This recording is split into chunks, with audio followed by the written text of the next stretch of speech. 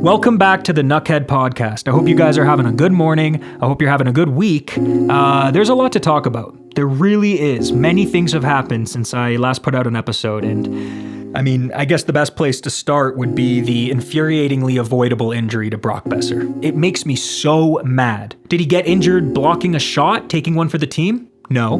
Did he get injured working too hard in practice and accidentally tweaking something? No. He got blindsided by Kings forward Tanner Jeannot. Do I think it was intentional? Unless they have some sort of history we're not aware of, no, I don't think it was intentional, but that almost makes me more mad. Tanner Jeannot's job as a player in this league is to be a pest, to be a hitter. He's kind of like a Kiefer Sherwood type, right?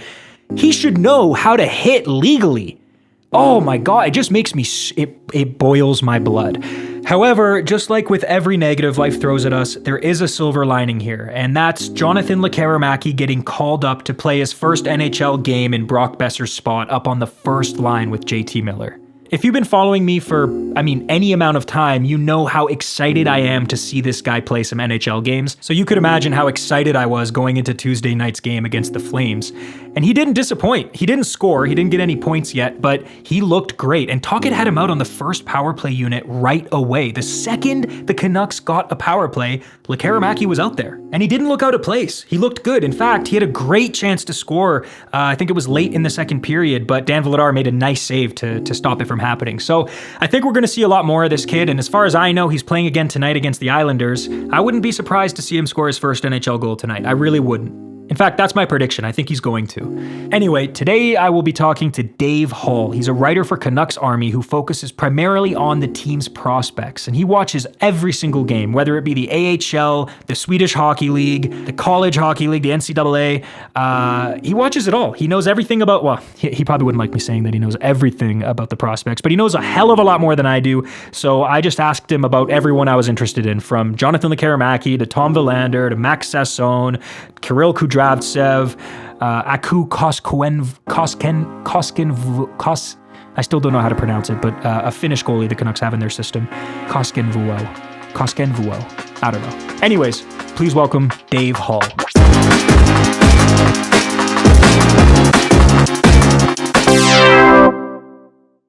All right, Dave, welcome to the podcast. Thanks for having me. I really appreciate it. I want to know so much more about the Canucks prospects because I've been a fan of the Canucks all my life, and for some reason, I've never really been too in tune with especially the farm team, like whether it be the Manitoba Moose, the Chicago Wolves, Utica.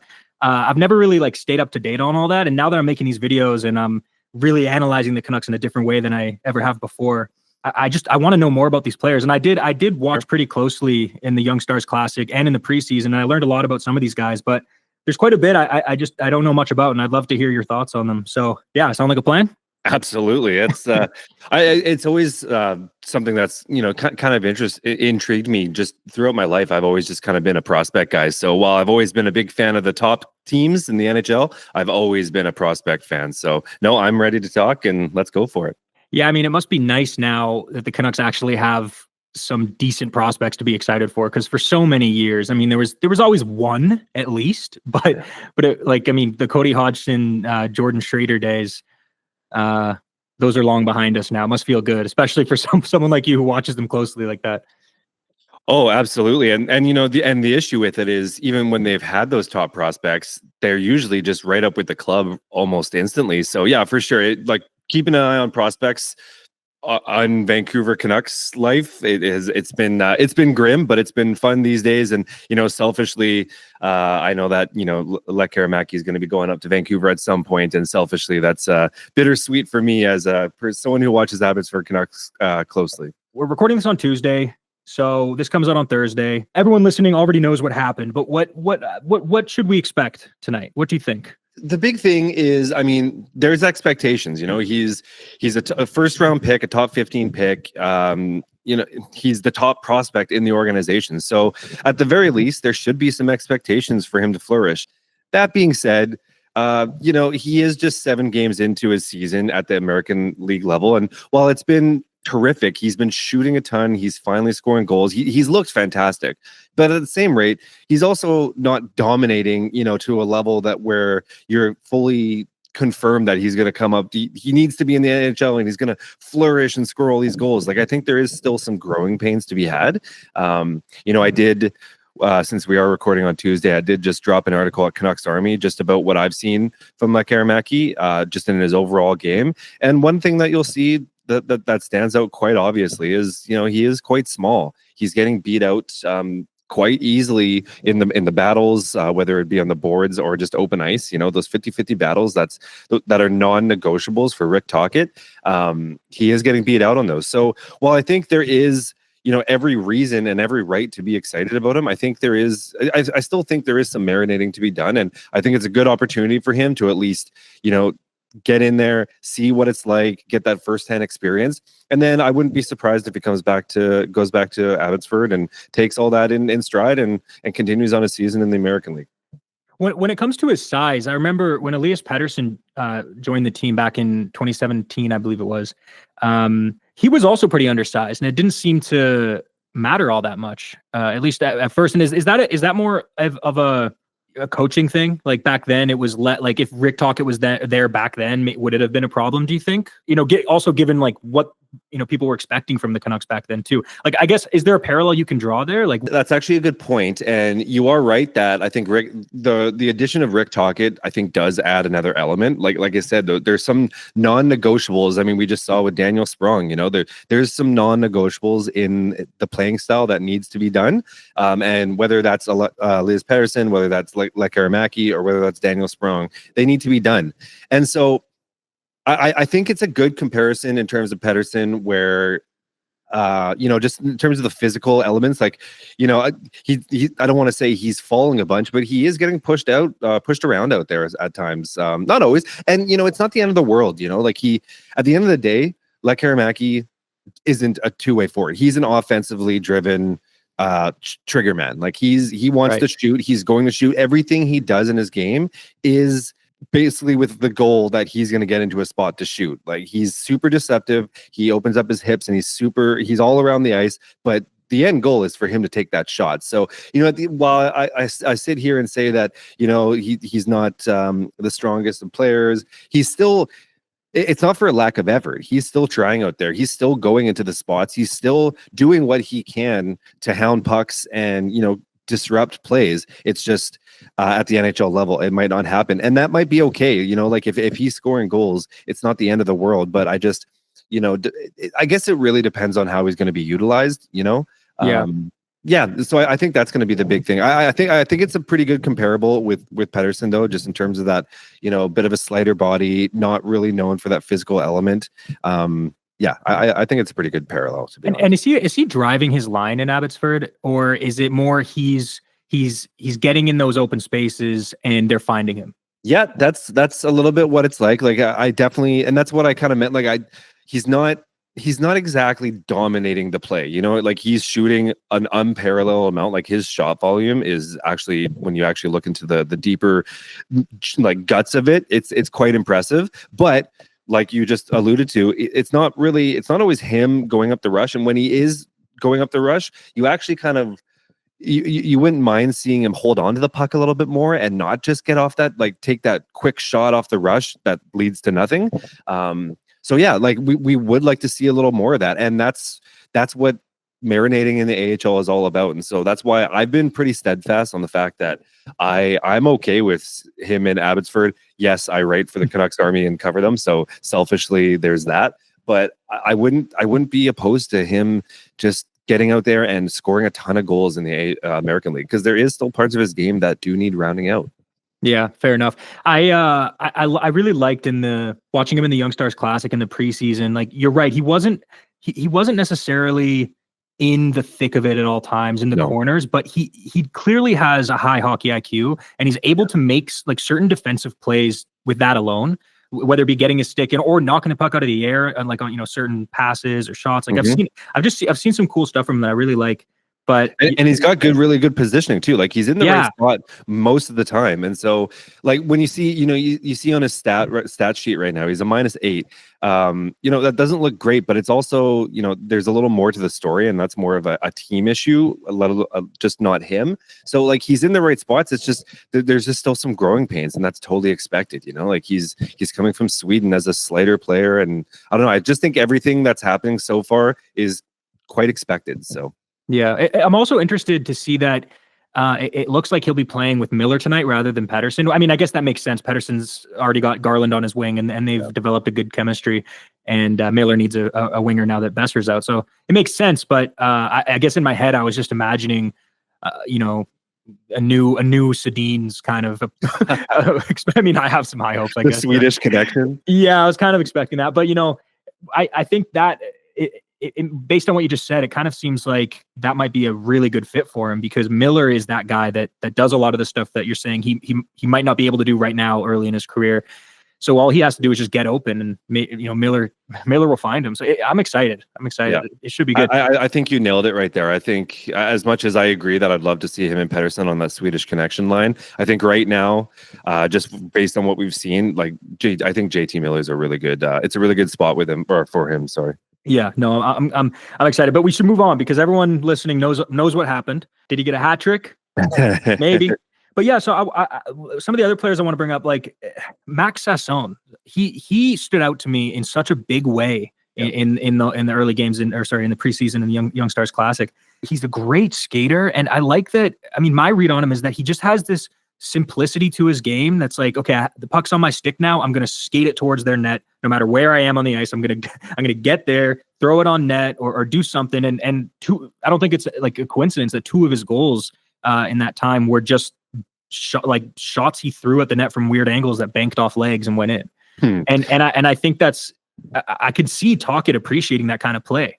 And I'm wondering, is there a chance he gets called up at some point? And I don't want to anticipate any more injuries for the Canucks, but that fourth line center spot seems to be a rotating thing right now. And I'm wondering, is there a chance he gets a shot? Yeah, you're speaking my words here. I mean, if you've been following me at all in the past year, you're not going to be shocked to hear that. Like I've been banging on this guy's drum all year long last year. I just exactly what you said. He's not going to go up. Or at least I don't think he's going to go up to the NHL and score a ton of goals and be that top 6 driver. But he just does everything. He plays Rick Tocchet hockey at the end of the day. And I mean, you alluded to the skating. There's nothing better than seeing Max Sasson collect the puck in his own zone and go for a skate. Because when he goes for a skate, you can just see him the lanes part for him, and he just finds that lane to get into the zone and gain entry. He just has this certain way of gaining the zone and then just starting the play up all himself. He's just so smooth with it. And, his work rate is off the charts. He's just always working. You talk about, Pettersson and, who's going to drive the line for Lekkerimäki? Well, Max Sasson is a play driver. Like all he does is drive play. He's the perfect fourth line center, in my opinion. And again, I don't think he's going to be this. He's not even a huge point getter at the American hockey level, but I just think overall, he's just that two-way motor workhorse guy that you want on your bottom 6. And I can't speak highly of him. Like he just seems like a leader to me, like he's good with the media. He's just always has a smile on his face, and he just always has a good demeanor about him. So I'm a big Max Sasson fan. I think he definitely has a spot at least worthy of a call up. It's interesting that you bring up the young stars, and like it is that should be taken with a bit of a grain of salt because he is a bit older as well. Yeah, so he's 24, right? He should be dominating a tournament like that. But what you saw at the Young Stars is exactly what he's doing at the American League level as well. So I think he's a great prospect, and I think he should get a shot at some point. I mean, given that he's 24, he does seem like the type of guy that I would imagine he's a regular NHLer within a year. Will it be with the Canucks is kind of my thinking. And would you say it's fair, like play style, that he has this sneaky effect on the game, similar to maybe like Teddy Bluger in a way? Because Bluger, like a casual fan won't really notice how important Bluger is to the Canucks. He doesn't do anything too flashy. I mean, although he has some nice hands. He scored some pretty good goals. But that's kind of the vibe I get from Sasson, that he's just got that simplicity, the details that a coach would love. I'm glad I got a read on that, because I really, really liked his game, and that fourth line center role, whether it's Oman or Suter or Ratu, it does seem like there's a job opening up there potentially. And I just wonder, I haven't heard his name too much. I just wonder if that's, so I guess, my question would be, do you think it's possible? I think the reason why I haven't heard his name a bunch is because Ratu has actually kind of stepped up to be that guy this year. And so he's actually an option. So that was the big question last year. Like, for me, Ratu wasn't that option. For me, it was Sasson up the middle, at least. And so that's why this year I think he's been a little bit on the quieter side, because A, there hasn't been a need for him, and B, if there ever was, Ratu's kind of stepped up and filled that role. So I agree. I love the Blueger comparison. I think that's pretty spot on. I think that's what you're getting. He has the ability to chip in on the offense from time to time. He's got a good shot. But he just, as you said, he does the details right. And I think he plays Rick Tocchet hockey. So I think he's definitely on the radar. If, knock on wood, if there ever is a need, I think he's definitely someone that could just seamlessly slide in as a fourth line center. Nothing more probably, but just as a fourth line center, I think he can do a tremendous job. Speaking of Rick Tocchet hockey, how much of an eye do you have on Vilmer Alriksson? Yeah, I love Vilmer Alriksson. He's been one of the better stories too. When he was drafted, you're kind of like, oh, Vilmer, who's this? So you look him up, and he's never really, he's never been on the Swedish international team. He's never put up huge numbers, big gaudy numbers over in Sweden. But credit when credit is due. He came over on a whim after the import draft, after he got drafted by the Canucks with the Guelph Storm. And he's been great. He fills in almost every single role that you can imagine. Like, whether some nights he's playing on the first line, some nights he's on the third line, some nights he's on the second. He just seems to fill all those spots. And it's because he's 6'6", 234 at 18, 19 years old. This kid's a horse, and he doesn't skate like it. He actually skates quite well for his size. And he's got he's got a wicked snapshot, and he's got some good hands. So like the package is so intriguing. Now it just takes putting it all together and being consistent. That's one thing I noticed last year, and even this year, to be honest, there's some consistency issues where not all of the elements of his game are showing up on a consistent basis. So I think that's something that can be coached. And I think there's to be honest, I think there's actually quite a good shot that he plays NHL games at some point. I guess he won't be playing for Abbotsford till next season. Is that right? Yeah, he could next year. He'll be 20. He'll be 20 next year, so he will, and I do anticipate him to make the jump. I don't see why they wouldn't want him up, especially considering the audition he was given at training camp this year. It's obvious that Tocchet wants to get him in the system as quick as possible, because why not? And so I wouldn't be shocked if we see him in Abbotsford next year.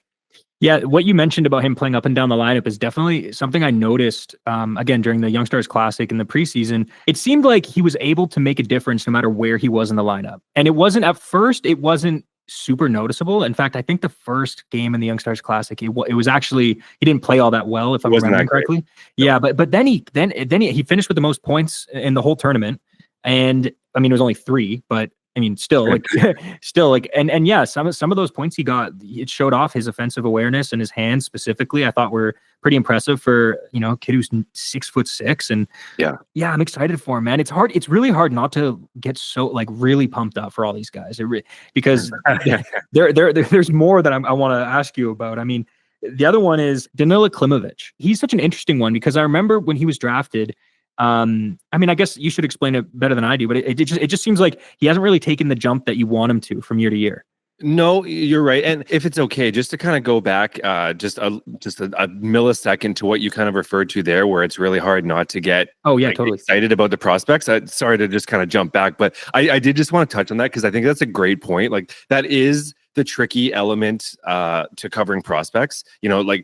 I cover everyone from Jonathan Lekkerimäki to Damon Gardner in the NCAA. Not many people know it. There are certain elements in almost all these prospects. I mean, they're drafted NHL prospects. They all have a certain tangible that's exciting. And so there is that fine line between, trying to say, what you like about them and not like about them, and basically saying they're the best thing since sliced bread. So I think it is an interesting thing just that you mentioned that.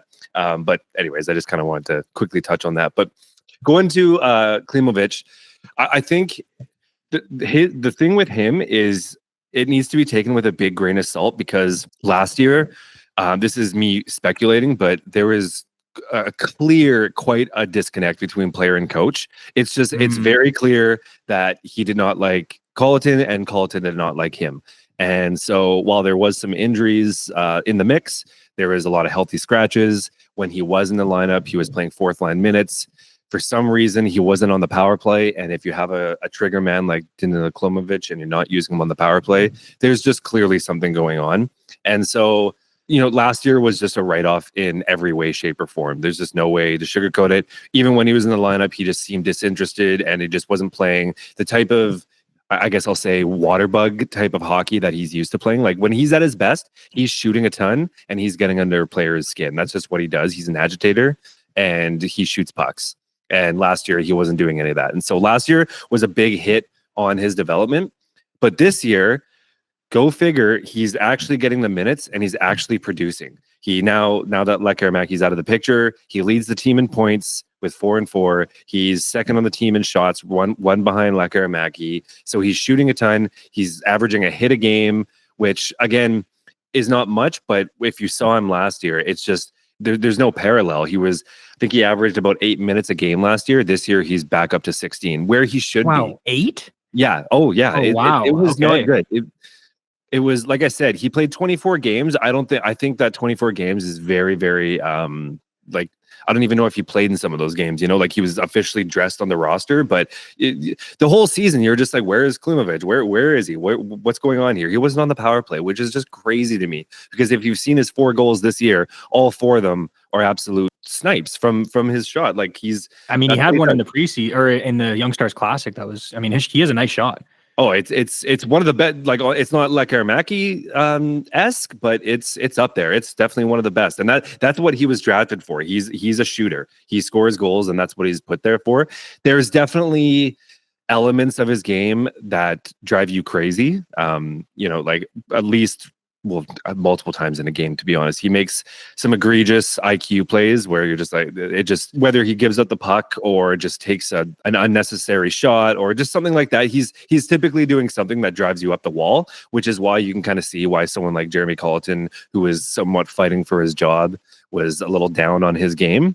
He's definitely not the greatest two-way hockey player. He's a goal scorer. He wants to shoot and he wants to be engaged. I'm not quite sold on the IQ, and I think that will be something that'll hinder him going forward. But I think for now, he's finally back on the right track. And sorry, this is kind of a long-winded answer here, but he's on the right track this year. He's finally getting put in those positions to succeed, and so I think this is going to be a big year for his growth, because he's still young. He's still only 22, right? Like we talk about him, it seems like he's been here forever because he came to Abbotsford right away. Yeah, but he is only 22, so there is still time. There's some things that you hate about his game, but at the same time, he flashes that brilliance at times. So, yeah, dude, that answer is exactly why I'm so happy to have you on the podcast, because that's the kind of insight that I think a lot of Canucks fans need on these players. Because like Klimovich did seem kind of like, I'm not the type of guy to say this, but people are like, oh, bust. But no, I mean that's what you said about Colleton fighting for a job last year, and you have a player who's not really playing the system you're looking for. That makes perfect sense. You're not going to play him as much, and you're, especially when it's like, hey, I'm fighting for my job, my livelihood right now. I'm not going to be too concerned about the development of this young player at this moment.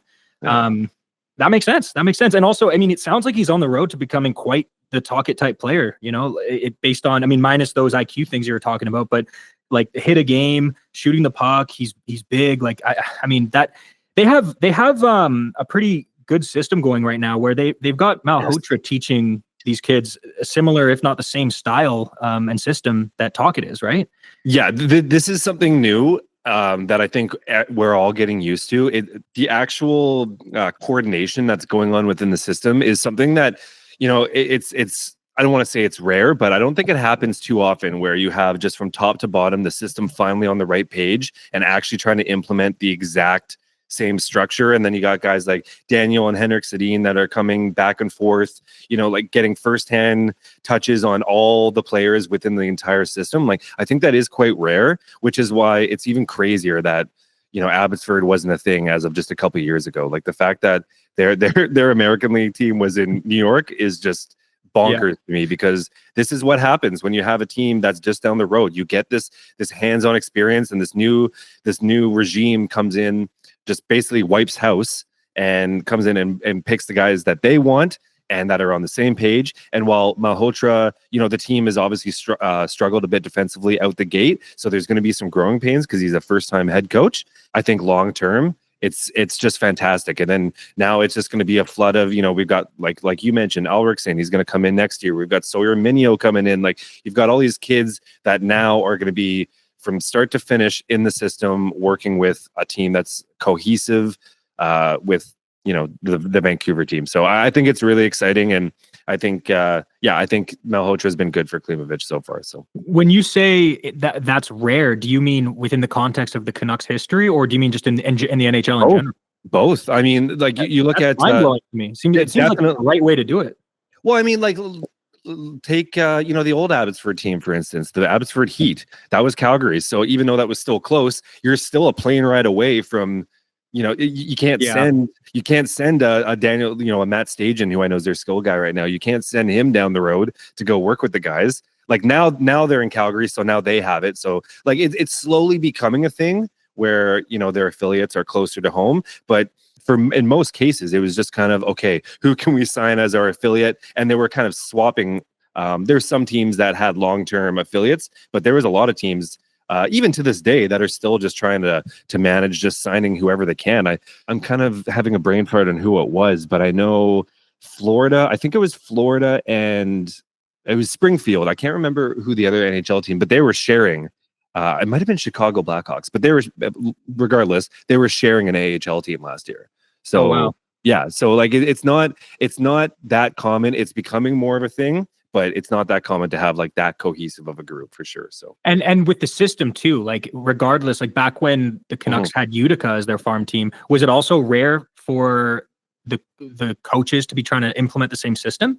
Yeah, not like this where you have literally the same structure. It was basically like this. Like, obviously they were still hands-on, and they still wanted to, make sure that their prospects were being dealt with accordingly, but not like this where it's just like a full-on buy-in. They have coaches meetings, and this is what they're working on this year from top to bottom. So I definitely, I also, I want to be careful. I don't want to speak for every team themselves, because I don't follow every system that as closely, right? But I do know that it's definitely not as common as what we're seeing go on right now in Abbotsford and Vancouver. So before we move on from forwards, is there anyone you want to bring up specifically that I missed?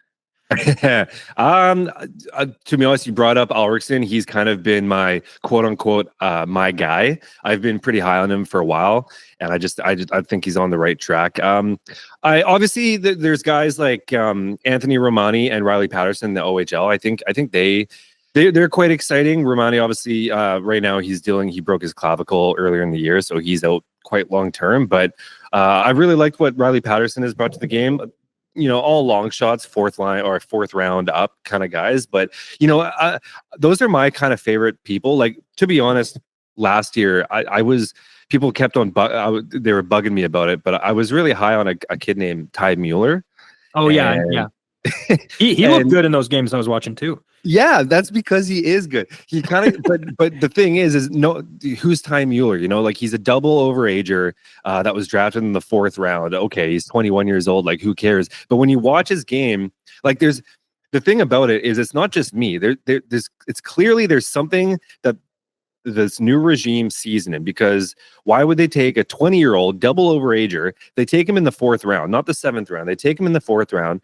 They sign him right after his first year, and now he's in Abbotsford. He's not only playing, he's getting top 6 minutes at times. He's playing power play. He's playing penalty kill, and he looks like a player. Like, he's a guy that they've specifically mentioned in training camp interviews. Like, they like this kid, and that's that I was kind of banging on his drum all year last year, and everyone thought I was crazy. So that's what I love about prospects, is just someone will see something, and maybe he's not a top prospect, but he's just a kid that you're like, I think he could do some good stuff. And it's not always, the Lekkerimäki where you think he's going to be this like top 6 NHL player. Sometimes like a Max Sasson, you think he's just good enough to play NHL games, like whether it's, top 6 or bottom 4 or bottom 6 rather, they're just good players. And I think Ty Mueller is another name that, to look out for everyone.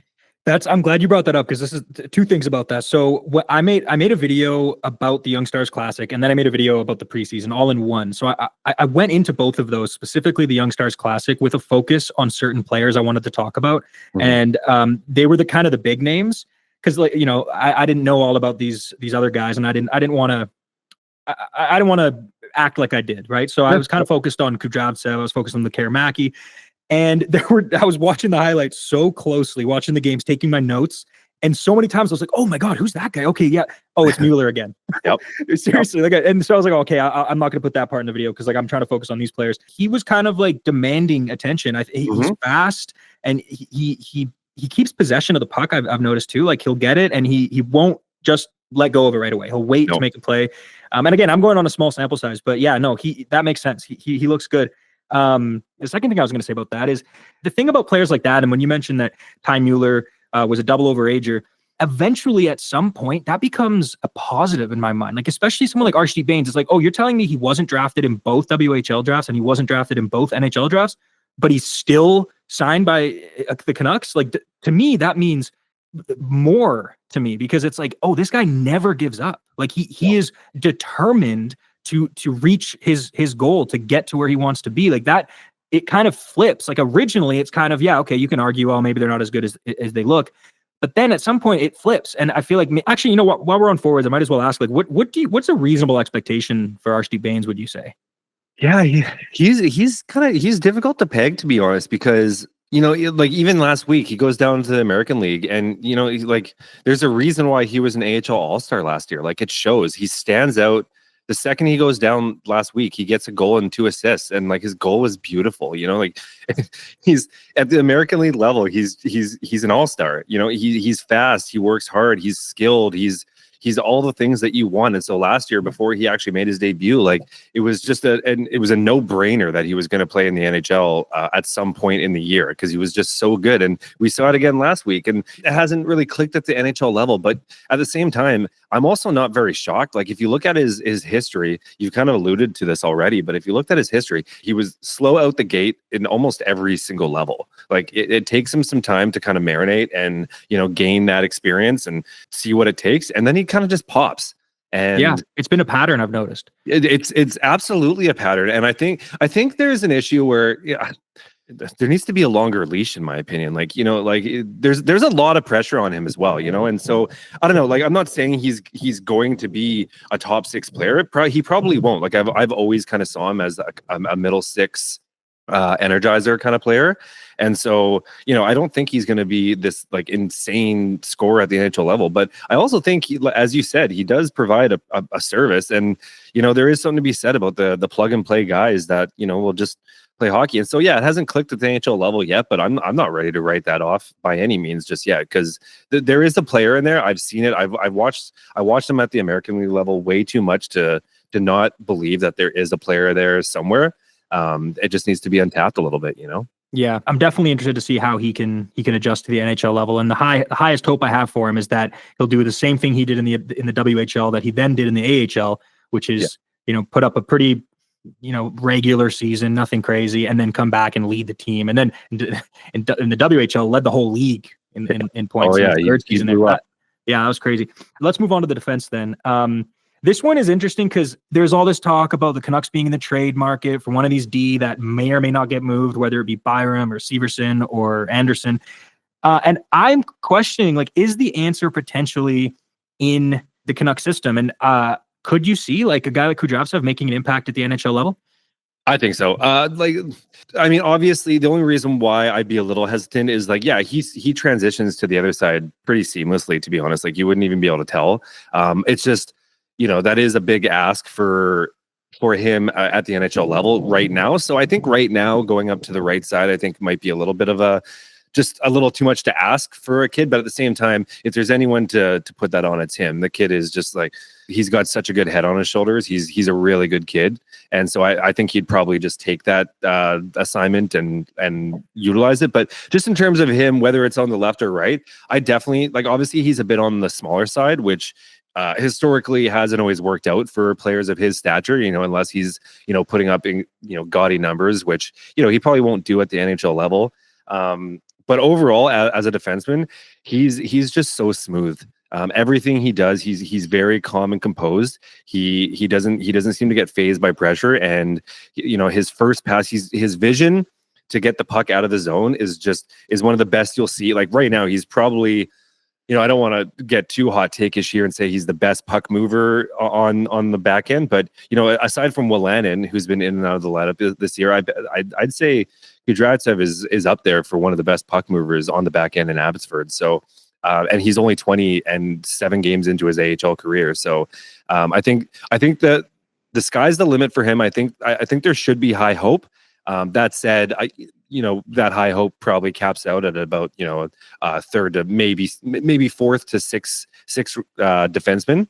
But overall, I just think there's a lot to like about his game. He kills penalties. He can work the power play if you need him. And he's got that terrific vision. He's not a big bruiser, but he's also not afraid to just put himself in spots to make sure he gets that puck out. So I really like his game. He just continues to get better and better and better. And he's just so smooth. Would you consider him like the next call up if on the D, if that were to happen, or would you put Pettersson above him? That's just the thing. I don't know if NHL is there for him yet. He has been healthy scratched a few times now. Like there's a lot to like and a lot to be excited about, but he is only 20. And right. I'm personally expecting him to play the entire year there. I think Elias Pettersson is much more, I don't want to say NHL ready because I don't even think he's NHL ready, but I think if you're looking for a guy that could, withstand the NHL, I guess, level is what I'm getting at. I think Pettersson is probably your best bet in terms of those two. Yeah. I think the tricky thing is like Abbotsford, it's tough when you're trying to think of a call up because you got guys like Jett Woo and Cole McWard. I really like Cole McWard's game. Nothing more than like a sixth defenseman on Canucks Vancouver, but I really like his game. I think he's just a no-nonsense two-way hockey player that can get the puck up the ice and not make egregious mistakes. You don't really notice Cole McWard, and that's a positive. So I really like his game. If there was a need for a call up on the right side, I actually wouldn't mind seeing him getting the call up. Same with Jett Woo. I think last year I was hoping to see him get in a game or two because I thought he had probably one of his best seasons ever last year. This year, it's been a bit of a tough go. Him and Guillaume Brisebois have just been eating negatives this year. It's been quite challenging to watch, but I think if you're looking for an immediate call up, especially on the right side, I think Cole McWard's probably just your steady Eddie that's just going to, play nice and easy hockey and not make too many mistakes out there. Brisebois and Woo have been in the system now for what feels like forever. And Woo hasn't got any NHL action as far as I'm aware. And Brisebois, I think, did early on a little bit with Travis Green, right? Those guys, have they maxed out, do you think? I mean, I never want to put a ceiling on anyone, but what, I don't know. I can't remember how old Brisebois is, but Woo's now 24. Yeah. I did kind of expect him to be let go, but they re-signed him.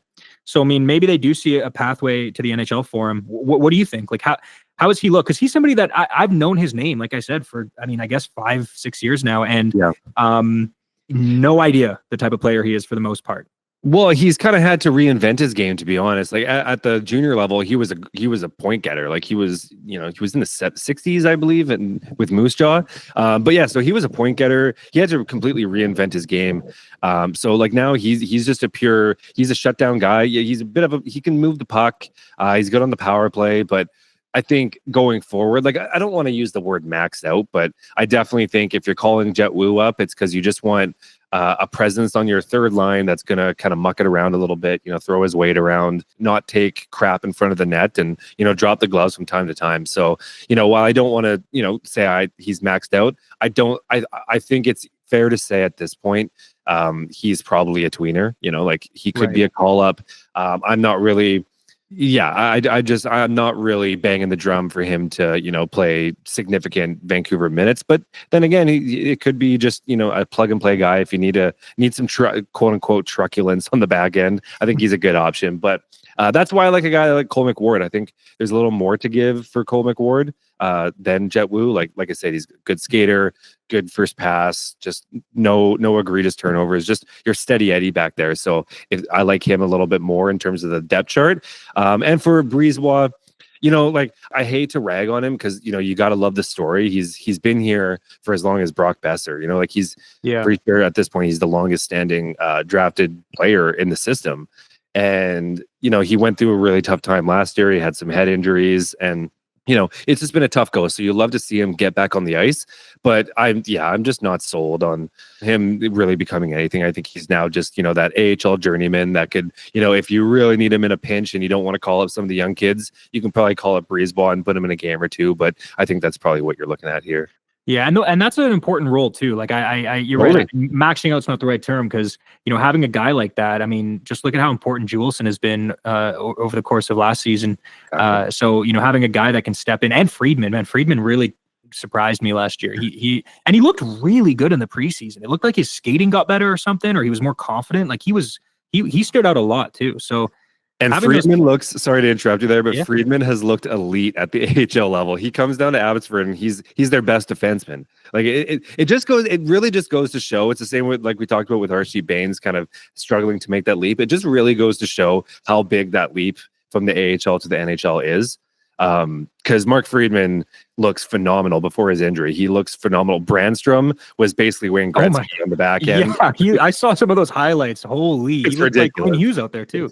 Did you see a difference in Friedman? Like, do you think, did he just get way better over the offseason or something? Or was I just not looking at him close enough? It just kind of comes with opportunity. And I think when you got a guy like Friedman or Brandstrom that are a little bit, they can play a bit of a skilled game. I think there's a little bit of, okay, just go do what you can and just have some fun. Whereas, in the NHL, he's specifically with Mark Friedman, he knows his role, right? And so he's just trying to not make any mistakes. He wants to get back into the lineup the next game, so he's just playing that sturdy game. Whereas in the AHL, I don't want to say he can just be loosey goosey, but I think he is a fairly skilled player, and I just think he kind of just lets loose, and it shows. How long is he out for? We're not sure yet. The AHL can be tricky. Even when they give out injuries or timelines, I tend to take them with a grain of salt. They don't have the AHL works a little differently than the NHL, where they kind of they're forced to almost give out this information. Like they're pretty hush hush with their injuries.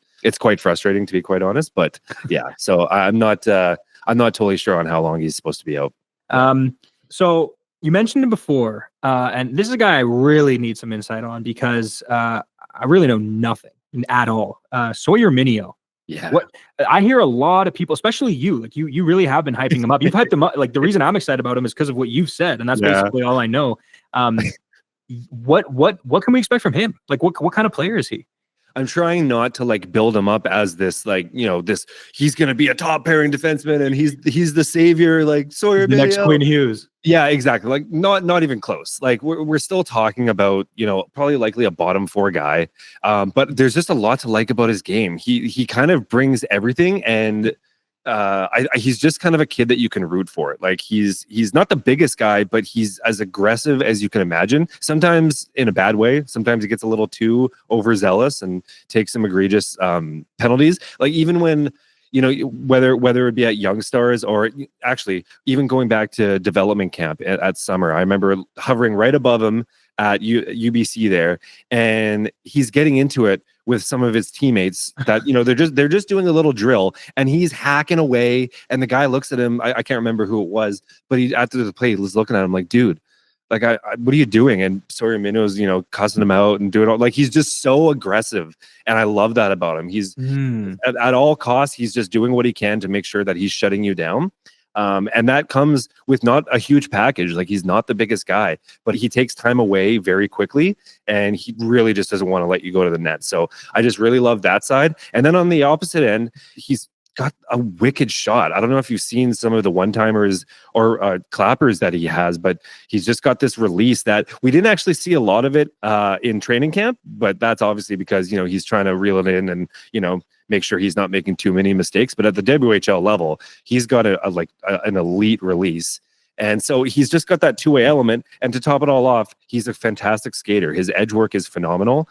And, it's not Quinn Hughes-esque, but so yeah, I just think there's a lot to work off of, and there's the package is strong enough that I think there is something there that can be said for eventual NHL minutes. And for someone who's been banging his drum all year, I felt a little vindicated to hear that it sounded like Rick Tocchet felt the same, he put him in that preseason game and there was a reason, and he played him a lot in that game. And, after the game, he had nothing but good things to say about the poise and the type of player that he is. So I just think there's enough in the package to warrant excitement as, again, not a top pairing Quinn Hughes guy, but maybe a second pair, probably a third line, but maybe a second pair guy.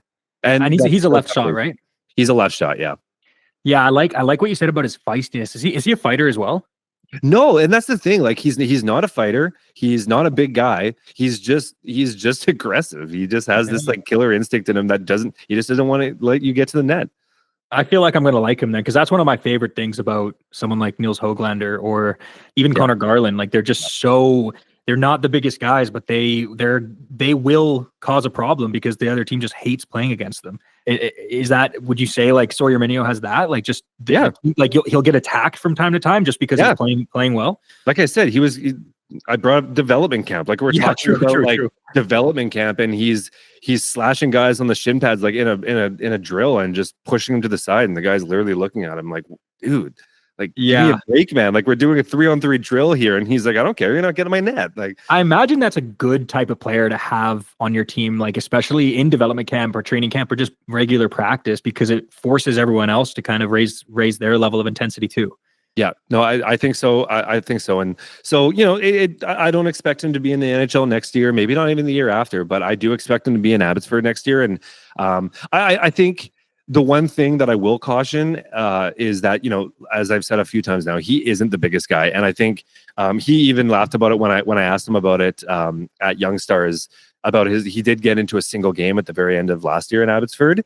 And, he even laughed about it. I said, what was one thing that you took away from your game that I was just kind of curious on how he felt. And he kind of jokingly said he needs to gain some weight. So, he is a bit on the smaller side. Yes, he's aggressive. Yes, we love all of that, but he is on the smaller side. So there is going to be some work to do on that front. And, whether he's able to look as dominant as he is at the WHL level, at the American League level, remains to be seen. But I just, for a third rounder defenseman who's not really on anyone's radar, I've just really liked what I've seen. I mean, at 19, if all he has to do is get bigger, I mean, I think he's got time, so that's good. And sorry, before you go, like you might be able to see him on Team Canada this year too. Like he's the World Juniors.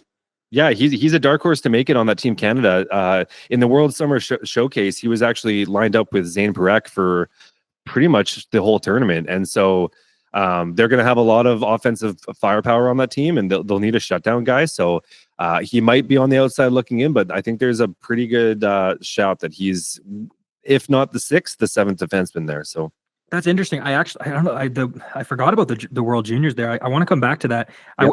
I also want to say what you said about his slap shot kind of had me thinking, what happened to the art of the slap shot? I feel like growing up, watching Sami Salo and Zdeno Chara and these guys, like it was such a pivotal part of scoring goals and specifically power plays.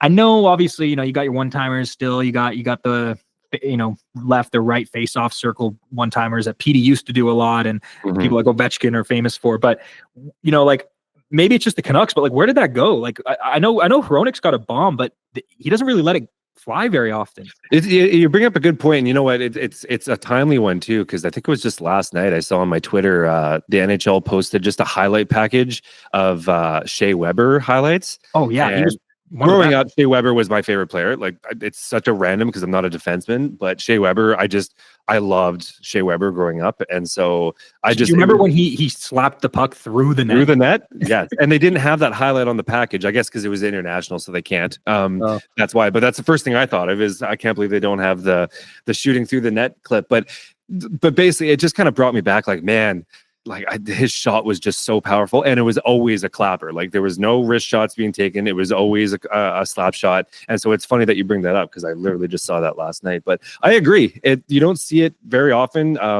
You can think of so many defensemen that used to use it, but I don't know if I have the actual answer, but I think the easy answer is probably in the fact that, like these days, they've kind of learned that the slap shot isn't always the best way to get it through traffic. There's so much traffic building up now. And so I think to be able to take a quick, nice, sneaky, low, just off the ice snapshot is a little more effective in terms of like the overall like building chaos.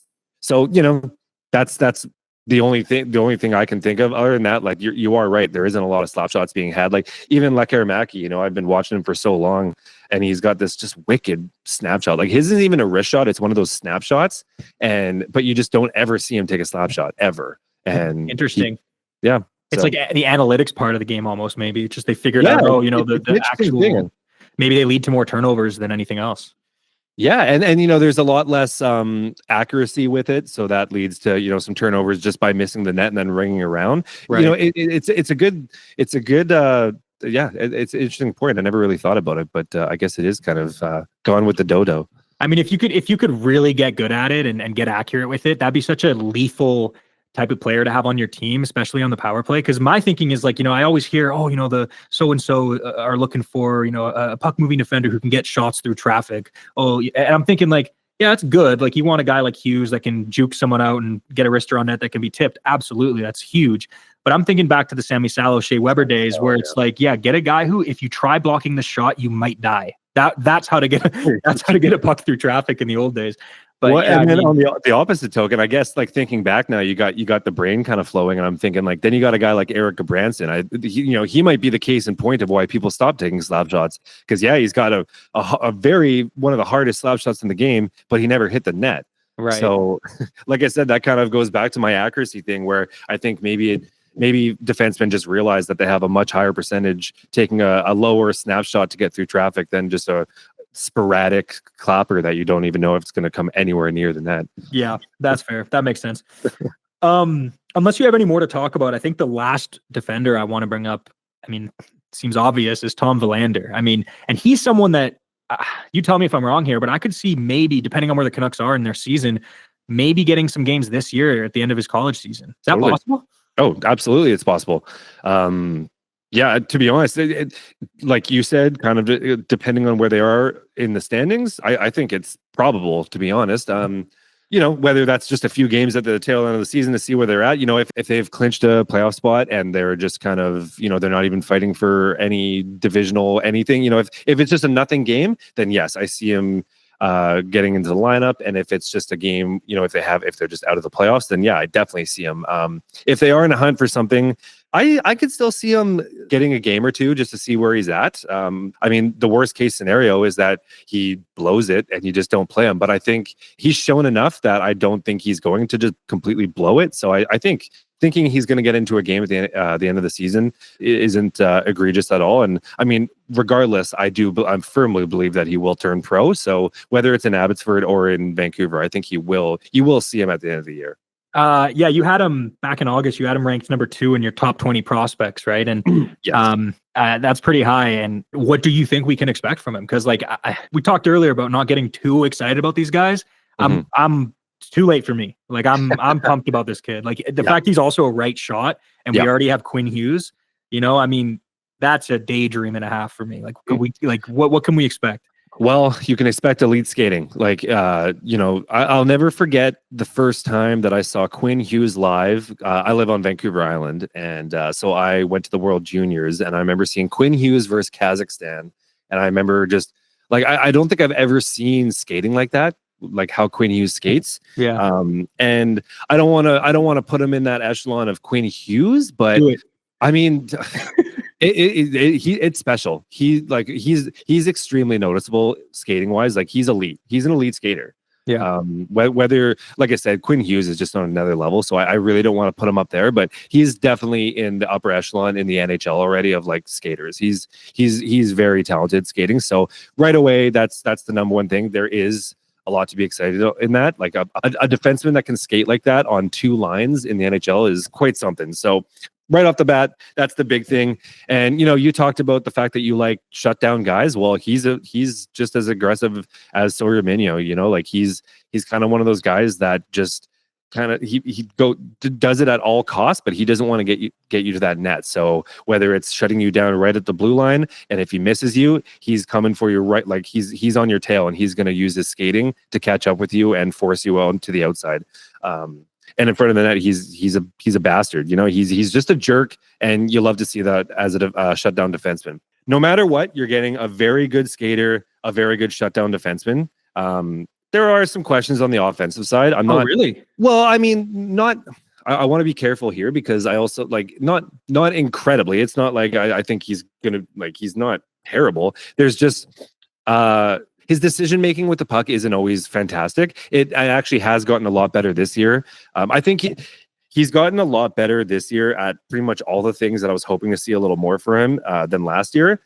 Which is, just a good testament to the fact that he's developing, as a 19-year-old should. Like, I would not expect Quinn Hughes numbers. Like, he's not an offensive defenseman. He's a two-way defenseman that I think at the NHL level will probably gravitate a little more to the shutdown game. But with that said, he's still got a really good first pass, and he walks the line well, and he's got this really good floater snapshot that gets traffic in front of the net. So I think there's potential to have offense at the NHL level. I wouldn't expect him to be, a huge contributor in that, like maybe like a 30 to 40 point guy, maybe. But I think what you're really using him for is his skating and shutdown ability.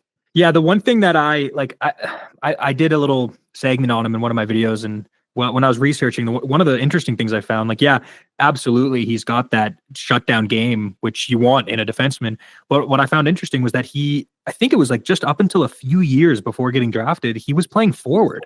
Yeah. So he like that kind of stood out to me as I think he was 16 playing forward. Yep. And yeah, I mean, that means he does have an offensive capability to his game. And I have seen some highlights playing in college. And I'm not saying you said he didn't, by the way, but I just mean I'm surprised, I guess, I think I got too focused on that aspect and was like, oh, maybe he's going to be this 20 goal scoring defenseman. But no, yeah. and that's important. And that's why, that's why I say I do want to be careful. He does have the skill to do that. He's got a good shot. He's got a good pass. They're hard. They're crisp. He doesn't have his hands need some work. I think that's what it is. And it's more of, and it probably alludes to the fact that he did just become a defenseman. It's more the decision making that I worry sometimes. It's not so much the actual skill of being able to shoot or being able to pass. It's more of just what you're doing with the puck and the decisions that you're making with the puck. I think that's more what I'm talking about in the offensive game, not so much the actual singled out skill set. Because like I said, he's got a really good snapshot and he's got a good pass. He can do that. It's just he bobbles the puck a little bit. He makes weird turnovers, and I mean weird by why did you do that? Or he just makes weird decisions sometimes with the puck, and I think that just comes with the territory of maybe that transition to defense. And so I think it's all coachable though, and so that's why I'm not worried about it. I think you should definitely be excited about him. I'm not trying to. No, I know. I'm not trying to diminish his game at all. I think there is a lot to be excited about. And why it's so exciting is because he is that right shot. And the Canucks have Quinn Hughes. So he doesn't have to be that number one guy. If the Canucks didn't have Quinn Hughes on the back end and he was the guy coming up to be the quote unquote next one, I'd be a little more nervous. But because they do have Quinn Hughes, he's going to be insulated a little bit, and I think there's enough there for him to be, that second pair right shot. I know everyone wants Quinn Hughes, Tom Willander pairing. I would love to see Willander run his own line because I think having two defensemen that can skate like that is something. So for me, I like him on the second pair, but then he can just come in and he can play PP2 and, he can get his points and, kind of ease into the player that we hope that he's going to be. But I think if there wasn't that Quinn Hughes dynamic, I think that's when I'd be more concerned. But overall, be excited. He's having a good season. All the things that we were hoping to see a little more of from last year, he's doing this year. And I think barring any unforeseen circumstances, he should definitely be turning pro at the end of the year. Okay, well, yeah, moving on to goalies then. We're covering all bases here. Love it. I'm looking at your top 20 list here, and I know you have, I'm going to mispronounce this, but Aku Koskenvuo? Koskenvuo, yep. Koskenvuo, okay. Close. I read what you said about him, and it kind of got me pumped. Would he be the top prospect outside of Shilovs for goaltending? Well, I think Tolopilo is probably still there. The only reason why I had because in my rankings, I took in a couple things to factor, like not only their skill set, but also their age, right? Where they fall on the depth chart. Like I pretty much just take everything into consideration. So that's why, for me, I have Tolopilo a little bit lower. But in reality, if he wasn't 24, I'd probably have him, he'd be up there. Like Tolopilo is quite strong. But Koskenvuo, I think, I'm not going to sit here and act like I'm a goalie whisperer. I know goaltending, but I'm not, by any means. I'm not going to be talking about post integration. And David Quadrelli is good for that. I leave that to him. I know what I see, and what I see is Koskenvuo standing on his head for Harvard since he started. Like last year, he's been fighting for the starting job in Harvard for about 2 years prior to this year. And every single time he came in, Harvard would score no goals, and Koskenvuo would face 30 plus shots and stop all of them but 2, and he would lose 2-0 or 2-1. And so that's why, like in the write up, it was a couple months ago now, so I'm trying to think back to it, but I probably mentioned that, don't look at the stats, because the stats aren't going to show what he's actually been doing. He's been a lot better than what his record actually shows. And, by all accounts, he's been Harvard's best player for about 2 years now. And it shows already this year. It's only been 3 games. He's finally the go-to number 1 guy. Derek Mulhaney, I think his name was. They've been splitting starts for about 2 years, but he's gone. So now it's Aku's net, and he's played in all 3 games. He's 2-1. He's only allowed 5 goals. He stopped, he was the ECAC goalie of the week this year after getting a shutout and 2 wins over the weekend. Again, where his team didn't score any goals, and he's just been their best player. So I think there is something to be said. He's an Ian Clark goalie. I know Ian Clark's no longer really in the picture, but he's an Ian Clark goalie, and there's obviously something to be said about him. So I think there's a good chance. It's a bit of a crowded net. He could turn pro this year, though. Also, how are you watching all these games? Just out of curiosity, like, do they all stream online, or are there like weird subscriptions that you have to all the above? The question is all the above. Yeah, I've got way too many subscriptions. There's some streams happening. Like it's all the above. It's like my wife always laughs at me on Fridays, because Fridays at 4 is an absolute gong show. I've got about 6 different games going on, all of my different tabs. And but basically that's what it is. All just different weird subscriptions. And Flow's been actually really good. So the AHL switched to Flow this year, and they have a lot of leagues on Flow. So I kind of kill a lot of birds with one stone with Flow. But it's just a bunch of different subscriptions and some streaming going on as well. So. Cool. Is there a team you watch most outside of the main Canucks team? Like, watching Willander, let's say, or... Yeah. Oh, yeah. I definitely, I give the people what they want, right? So, I try to watch BU games as much as possible. I definitely gravitate to, the top echelon players, and then, catch games where I can, go back and watch them for the younger ones. I try to focus on the higher end guys. I always try to make sure I watch a Seattle game, because the thing I like about Seattle is not only does Sawyer Mynio play on the team, but they also play at 7, whereas a lot of the teams, they play on the East, so they're all playing at 4. So it makes it a little bit challenging when all these games are happening at the same time. Right.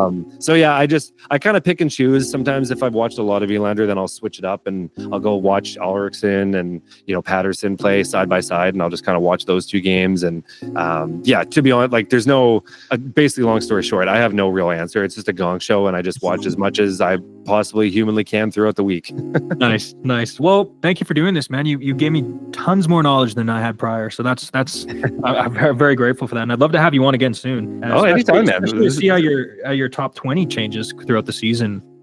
I'd like to see that, because some of these guys on here I feel like are already off to some pretty hot starts. They might be working their way up that list. Yep. No, I think I'll have one. I'll probably do a mid-season tier around January-ish, kind of like right after World Juniors. So honestly, whenever you have some time, I'm always happy to hop on. And hey, I do want to give you some credit too. Like, awesome work. Your videos are fantastic, and thanks, man. I mean, I think it speaks for himself. I mean, you're getting views, so like obviously you're doing something right. So keep it up, and I really appreciate you having me on. Oh, sweet, man. Well, yeah, like I said, anytime. We'll figure it out. We'll talk again. And yeah, thank you, dude. Cheers. All right. See you. Have a good day.